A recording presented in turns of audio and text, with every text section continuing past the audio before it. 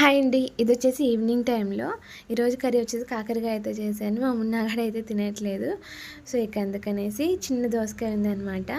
దోసకాయ పచ్చడి అయితే ప్రిపేర్ చేస్తున్నాను. ఫస్ట్ వచ్చేసి ఆ దోసకాయ అనేది చిన్న చిన్న పీసెస్‌గా కట్ చేసుకున్నాను. పచ్చిమిర్చి ప్లేస్‌లో ఎండుమిర్చి కూడా యాడ్ చేయొచ్చు. ఏదైనా బాగుంటుంది. చింతపండు, నెక్స్ట్ వచ్చేసి వేయించుకున్న పల్లీలు. ఇవైతే సరిపోతాయన్నమాట. టేస్ట్ కూడా బాగుంటుంది. సో, 2 డేస్ అలా అయితే ఉండదు. ఒక్క రోజుకే ఉంటుంది. స్మెల్ వస్తుందన్నమాట నెక్స్ట్ డేకి పల్లీలు వేస్తాం కదా.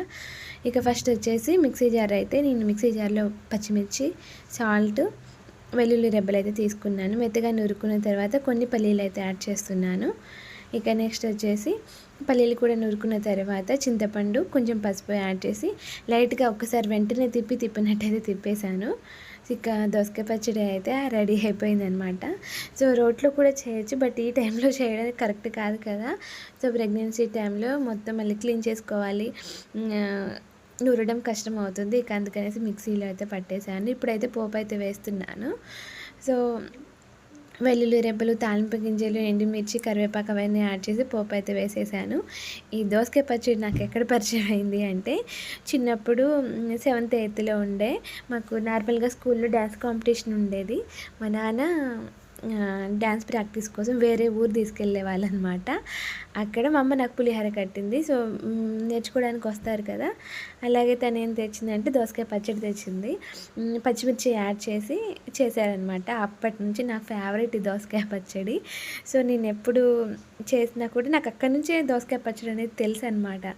ఇట్లే ఉంటుంది. ఎవరు అంతగా ఏమి ఇష్టపడరు, కానీ నాకు చాలా ఇష్టం దోసకాయ పచ్చడి. సో, నాకు ఎప్పుడు తినాలనిపించినా లేకపోయినా నార్మల్గా ఫీవర్ వచ్చిన ఆ టైంలో కూడా నేను ఎక్కువ దోసకాయ పచ్చడి తింటూ ఉంటాను అనమాట. సో, నాకు చాలా ఇష్టం. పుల్లగా మంచిగా ఉంటుంది. ఇక ప్రిపేర్ అయితే చేసేసాను. టైం వచ్చేసి ఈవినింగ్ టైం అవుతుంది, 4 అవుతుంది. ఇప్పుడు ఈ టైంలో అన్నం తింటున్నాను నేను. ఎగ్స్ అయితే బాయిల్ చేశాను. సో, ఇప్పుడు వచ్చేసి 7th మంత్ తగిలింది నాకు.